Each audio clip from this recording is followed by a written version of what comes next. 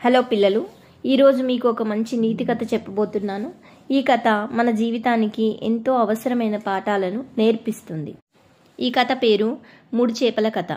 ఒక చిన్న గ్రామంలో ఒక అందమైన సరస్సు ఉండేది. ఈ సరస్సులో మూడు చేపలు కలిసి ఉండేవి. అవి మంచి స్నేహితులు. అయితే ఆ మూడు చేపలకు విభిన్న స్వభావాలు ఉండేవి. ఒకటి ముందు చూపు ఉన్న చేప, తెలివైన కానీ ఆలస్యంగా స్పందించే చేప రెండవది, మూడవది నిర్లక్ష్యంగా ఉండే చేప. ఒకరోజు ఆ సరస్సు పక్కన కొంతమంది జాలర్లు వచ్చారు. ఈ సరస్సులో చాలా చేపలు ఉన్నాయని గమనించారు. రేపు ఉదయాన్నే మేము ఇక్కడికి వచ్చి అన్ని చేపలను పట్టేస్తాము అని వారు మాట్లాడుకున్నారు. ముందు చూపు ఉన్న చేప చర్య. ముందు చూపు ఉన్న చేప జాలర్ల మాట విన్న వెంటనే అలర్ట్ అయ్యింది. ఇక్కడ ఉండడం ప్రమాదకరం, మనం వెంటనే ఈ సరస్సును వదిలి వేరే చోటికి వెళ్ళాలి అని చెప్పింది.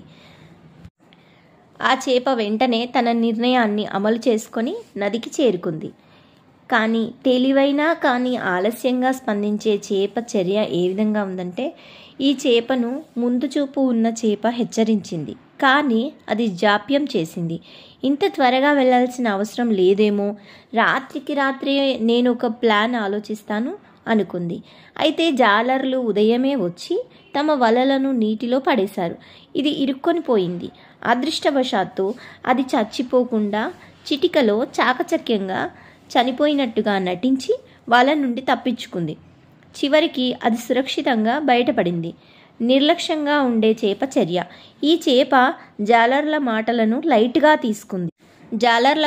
లైట్గా తీసుకున్న ఈ చేప ఏమీ జరగదు, మనం ఎప్పుడూ ఇక్కడే ఉన్నాం అని అహంకారంగా మాట్లాడింది. మరుసటి రోజు జాలర్లు వల వేసినప్పుడు ఇది బయటపడలేకపోయింది. ఆ చేపను వారు పట్టుకొని మార్కెట్లో అమ్మేశారు. కాబట్టి పిల్లలు, ఈ కథ నుండి మనం ఏం నేర్చుకున్నాం? ముందు చూపు ఉండాలి. ముందే పొంచి ఉన్న ప్రమాదాన్ని అంచనా వేసి అవసరమైన చర్యలు తీసుకోవాలి. రెండవది, సమయానికి నిర్ణయం తీసుకోవాలి. ఆలస్యం చేసినా సరిగా స్పందించగలిగితే బయటపడగలం. అహంకారం, నిర్లక్ష్యం నాశనానికి దారితీస్తాయి. ఎప్పుడూ జాగ్రత్తగా ఉండాలి, లేకపోతే ప్రమాదం తప్పదు. పిల్లలు, ఈ కథ మీకు నచ్చిందా? ముందు చూపు ఉండడమే మన విజయానికి కీలకం. ఈ కథ మీకు నచ్చినట్లయితే ఈ కథను షేర్ చేసి లైక్ చేసి షేర్ చేయండి. ఇంకా సబ్స్క్రైబ్ కూడా చేయండి. థ్యాంక్ యూ పిల్లలు.